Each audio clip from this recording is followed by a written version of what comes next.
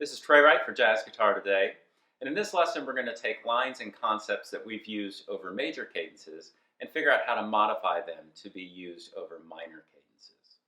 So the first place to begin is just to sort of review the differences between major and minor cadences. In the key of C, a 2-5-1 progression in C major would be D minor 7 to G7 to C major 7. Now, the first thing that happens when we move into minor cadences is instead of being D minor 7, the 2 chord becomes D half diminished. Another name for this is minor 7 flat 5. So notice how our A note moves to A flat. For the dominant chord, it's very, very common to add alterations to the dominant chord to match the minor key. So in this case, I'm going to add a sharp 5, which is E flat.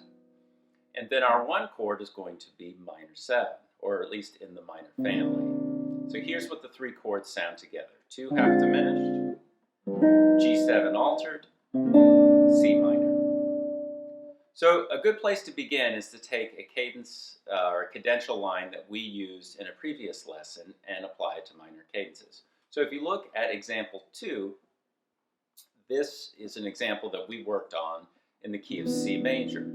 So it crawls up a D minor 7 arpeggio, resolves by half step to the 3rd of G7, and then we have a flat 9, root, flat 7 to major 3rd. So the line sounds like this.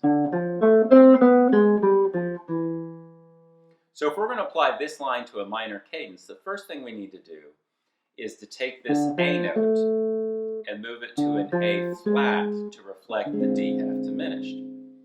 The next thing we need to do, the G7 line is fine, but when we get to C, the resolution chord C, instead of C major, it's going to be C minor. So instead of going to an E natural note, I'm going to go to E flat. So the line sounds like this.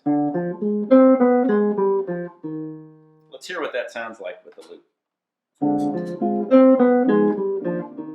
And again.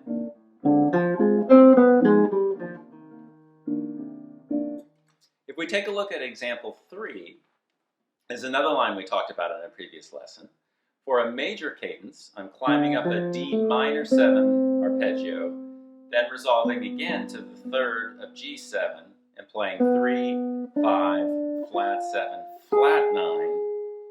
If you recall, this is actually a diminished 7th arpeggio from the 3rd of G. And then when I get to the A flat, I can resolve to the 5th of C, which is G natural. So it sounds like this. So one thing that I can do with this is, again, take that A, move it to A flat, and now I have a line that'll work really well over a minor cadence. Let's hear what this sounds like. Again.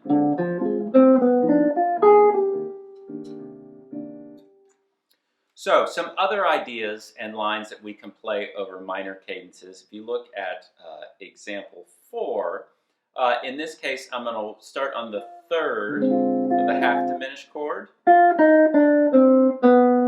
And then notice I'm on my 3rd of the G7 again, and I can just keep descending. So that's that same line, 3, flat 9, root, flat 7, then to the minor 3rd. If you look at example 5, same idea. I'm starting on the 3rd of the D half diminished, but then when I get to the G7, this time I'm going to walk up. So let's hear what these two sound like. So here's example 4. Here's example 5.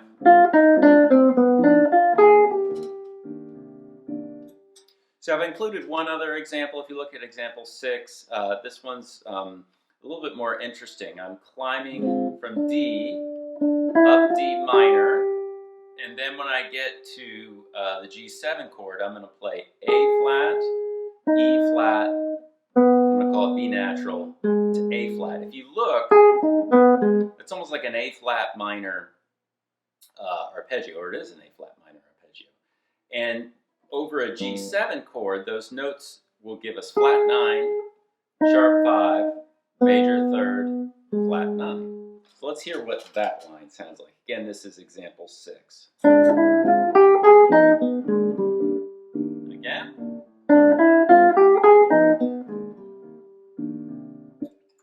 So I would encourage you to experiment with all these lines and also take ideas that you know that work over major cadences and begin to modify them so that you can play them over minor cadences.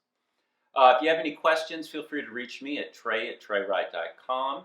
In addition to liking and subscribing to the Jazz Guitar Today YouTube channel, I hope you'll check out my own channel, which is at Trey Wright Trio. Thanks so much.